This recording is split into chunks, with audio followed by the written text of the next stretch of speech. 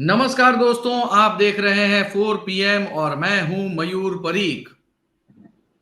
India विपक्षी पार्टियों के इस गठबंधन का कन्वीनियर कौन होगा? मुंबई और महाराष्ट्र की सारी वेबसाइट्स पर एक खबर छाई हुई है कि अब की बार कन्वीनियर शरद पवार होंगे। लेकिन नेशनल मीडिया की हेडलाइंस कुछ अलग कह रही है। कुछ हेडलाइंस कह रही हैं नीतीश कुमार, कुछ वेबसाइट सजेस्ट कर रही हैं कि लालू प्रसाद यादव की बात, उनका वोट अहम होगा। कुछ लोग ऐसा मानते हैं कि मल्लिकार्जुन खड़गे ये हो सकते हैं कन्वीनियर। सवाल ये खड़ा होता है कि कन्वीनियर इंडिया गठबंधन का कौन बनेगा?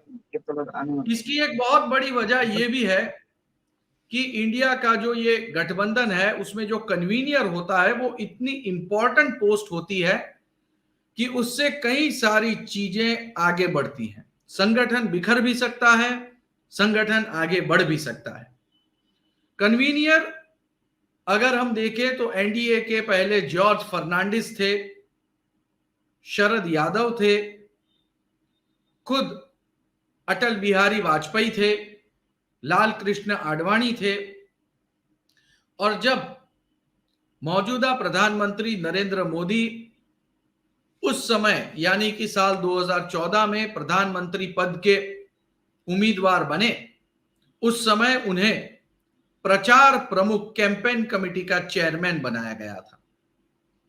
उसी प्रकार से अगर हम यूपीए की बात करें तो सोनिया गांधी बहुत लंबे समय तक कन्वीनियर रही थी। कन्वीनियर जिस किसी दल का होता है उसका अपर हैंड होता है पूरे के पूरे गठबंधन में। वो नेता एक ऐसा नेता होना जरूरी है जिसकी बात सभी कोई माने, जिसका रिस्पेक्ट हो, और जो नेता एक बार कुछ कह दे तो सामने वाली पार्टी वो बात टाल न सके।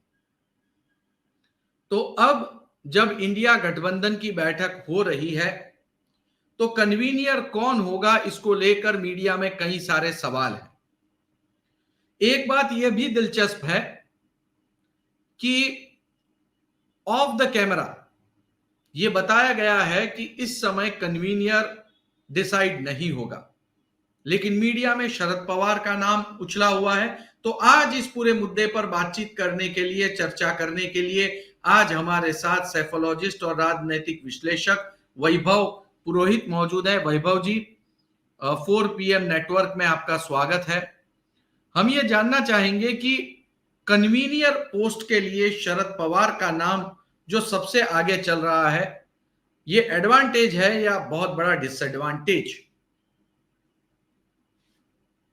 वैभव जी अनम्यूट कर दीजिए माइक को। हाँ जी। मयूर जी, जैसे आपने बताया कि कन्वेनर की इम्पोर्टेंस क्या होती है किसी भी एक गठबंधन में। आप इंडिया अलायंस तो अब बना है, उससे पहले यूपी अलायंस हुआ करता था, और इससे भी पहले जो अलायंस जो पहले जिसको देख के यूपीए बना था वो है एनडीए अलायंस। एनडीए अलायंस में जो सबसे जो बड़े नेता हुआ करते थे, जैसे अटल बिहारी वाजपेयी, उस समय शरद यादव जो बड़े नेता हुआ करते थे जेडीयू के, ये ऐसे लोग थे जो कन्वीनियर हुआ करते थे, जिनके जो सर्वसम्मति से चुना जाता था। सभी पार्टियों में इनका एक रिस्पेक्ट हुआ करता था। ये लोगों के ये सभी को हैंडल करना जानते थे। तो कन्वीनियर पोस्ट की आप इम्पोर्टेंस समझ सकते हो, जैसे जो कि अटल बिहारी वाजपेयी, अमित शाह और शरद यादव, उससे पहले जॉर्ज फर्नांडिस। तो ऐसे लोग जब ऐसे लोग को कन्वीनियर बना रहे हो तो आप उसकी इम्पोर्टेंस समझ सकते हो। एक विपक्ष में, जब उस समय एनडीए विपक्ष में हुआ करता था। फिर जब यूपीए अलायंस बना, तो उस समय भी जो कन्वीनर रहती सोनिया गांधी हुआ करती थी। तो ये एक इम्पोर्टेंट पोजीशन है जो सर्वमान्य हो, सभी घटक दल इनकी सुने। एक कोई भी प्रॉब्लम हो जो इनके पास जाए तो उनका इसके पास सोल्यूशन हो। अब आप बात करते हैं इंडिया अलायंस की। तो इंडिया अलायंस जो है ये अलग अलग विचारधाराओं, अलग अलग पार्टियों को एकत्रित करके एक अलायंस बना है। इनमें से कई पार्टी तो ऐसी है जो एक दूसरे के खिलाफ चुनाव लड़ा करती थी। आज तक इनकी हमेशा राइवलरी रही है। अगर हम बंगाल की बात करें तो कांग्रेस और टीएमसी ऑपोजिशन में रही है। हम केरला की बात करें तो लेफ्ट और कांग्रेस हमेशा ऑपोजिशन में एक दूसरे की मुख्य विपक्षी पार्टी है। आम आदमी पार्टी की अगर हम बात करें तो दिल्ली में और पंजाब में विपक्ष में है कांग्रेस के साथ। तो ये वो गठबंधन है जो अलग अलग विचारधाराओं और अलग अलग राजनीतिक पोजीशन इनकी स्टेट्स में दोनों सबके साथ विपरीत है। लेकिन उसके बावजूद भी ये एक है, ऐसे अलायंस को मैनेज करने के लिए एक ऐसा नाम चाहिए जो आपके सबसे बड़े जो आपका जो सभी को एक्सेप्टेबल हो, जो लोगों में भी एक्सेप्टेबल हो। मेन बात है ये अपनी बात को जो कन्वे करना कर रहे हैं मैनेजमेंट करना, ये इंपॉर्टेंट है। तो ऐसे में मुझे जो नाम जो समझ में आते हैं, मोटा मोटी जो नाम समझ में आते हैं, एक नाम क्योंकि कांग्रेस सबसे बड़ा दल है इस इंडिया अलायंस में, तो तो ये जो खड़गे जी है और उनके जो अध्यक्ष है, एक उनका नाम समझ में आ रहा है। नीतीश कुमार कह रहे हैं। नीतीश कुमार का नाम बार बार उछाला जाता है क्योंकि उन्होंने ही पूरे इस इंडिया अलायंस को एक तरह से स्टिच किया है, एक अलायंस बनाया है। तो उनका एक नाम आता है, वो भी सर्वमान्य नेता है।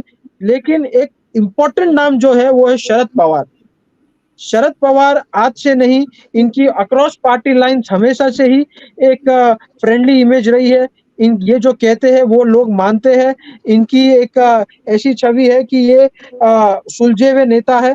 एक और इनको एक अलायंस पार्टनर भी शरद पवार को एक तरह से बांधना भी चाहती है। क्यों? क्योंकि महाराष्ट्र में इनका एक दल जो है वो एनडीए का घटक दल है। तो वे और पार्टी को रोकने के लिए, क्योंकि शरद पवार अगर कन्वीनर बन जाते हैं तो ये एनडीए में एक मैसेज जाएगा कि असली जो एनसीपी जो है वो हमारे साथ है और हम और कैडर भी जो है वो हमारे साथ है। तो ये एक मैसेज भी और जाएगा और एक तरह से एनडीए को भी चेकमेट रहेगा कि आप अजित पवार को आगे कर सकते हो तो हम शरद पवार हमारे राष्ट्रीय नेता है, हम उनको आगे कर रहे हैं। वैसे आपकी बात में बहुत ज्यादा दम इसलिए भी लग रहा है, उसकी प्रमुख वजह यह है कि कहते हैं दिल्ली का रास्ता अब की बार उत्तर प्रदेश से नहीं बल्कि महाराष्ट्र से जाएगा। अगर शरद पवार को यूपी जो अभी इंडिया है, पहले यूपीए हुआ करता था, इसमें बहुत बड़ी पोस्ट मिलती है और कन्वीनियर मिलते हैं, लेकिन प्राइम मिनिस्टर पोस्ट के बारे में खुलासा नहीं होता, तो पूरे के पूरे इंडिया में और खासकर महाराष्ट्र में एक मैसेज ऐसा जा सकता है कि शरद पवार जो है वो प्रधानमंत्री बन सकते हैं।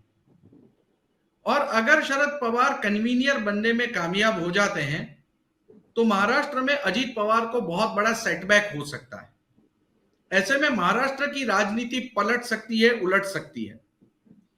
आपको क्या लगता है, कन्वीनियर पोस्ट के लिए यह सही मौका है या तीनों राज्य का चुनाव खत्म होके जो अभी बाकी है, छत्तीसगढ़ का, मध्य प्रदेश का और राजस्थान का, ये चुनाव के बाद ही कन्वीनियर पोस्ट के बारे में कोई बड़ा फैसला, अहम फैसला लिया जाएगा? क्या कहेंगे? देखिए, चुनाव जो है 5 राज्यों के जो चुनाव होने वाले नवंबर दिसंबर में, उसको अभी कुछ ज्यादा समय नहीं है। लेकिन इनकी जो तैयारी है ये लोकसभा चुनाव को ध्यान में रखते हुए, और अगर ये शरद पवार जैसे नेताओं को आगे करते हैं, महाराष्ट्र में उसका इंपॉर्टेंस समझ में आपको पता है कि महाराष्ट्र में एक ऐसा राज्य है जो पॉलिटिकली अनस्टेबल रहा है पिछले 4-5 सालों में, और शरद पवार को अगर आगे कर दिया जाता है तो कई सारे ऐसे नेता भी है जो जुड़ते हैं, ना कि महाराष्ट्र में नेशनली भी जुड़ते हैं, और एक मैसेजिंग जाती है कि शरद पवार जैसे कद्दावर नेता को हमने सम्मान दिया है और इसका महाराष्ट्र में इम्प्लीकेशन तो है ही, और अलग क्योंकि ये अच्छे मैनेजमेंट में माने जाते हैं, ये लोगों के इनके फ्रेंडली रिलेशंस है, तो ये दूसरी और घटक दलों को अपने साथ जोड़ने में ये कामयाब रहेंगे। जो इनके अलावा नीतीश कुमार और खड़गे के अलावा ये किसी भी नेताओं में ये इंडिया अलायंस में ये क्षमता मुझे नजर नहीं आती। बहुत बहुत शुक्रिया, आपने बिल्कुल सही बात कही कि बहुत ही पावरफुल पोजीशन होती है और अब ये वक्त आ चुका है जब इस पोस्ट के बारे में कोई फैसला किया जाए। तो दोस्तों, क्या शरद पवार कन्वीनियर बनने जा रहे हैं?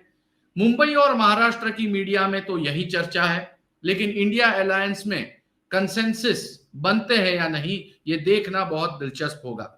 वैसे आपको एक बार फिर मैं बता दूं, अगर शरद पवार कन्वीनियर बनते हैं तो एक बात तय रही कि महाराष्ट्र में एनसीपी, जो शरद पवार समर्थन वाली एनसीपी है, उस एनसीपी को बहुत बड़ा बल मिलेगा और इसी के साथ एक सेटबैक होगा अजीत पवार के लिए। दोस्तों, क्या आप इस चर्चा में हुई बातचीत के साथ में अपनी राय रखते हैं? तो वीडियो के नीचे कमेंट करें, वीडियो को लाइक करें, शेयर करें और चैनल को सब्सक्राइब करना ना भूलें। बहुत बहुत धन्यवाद।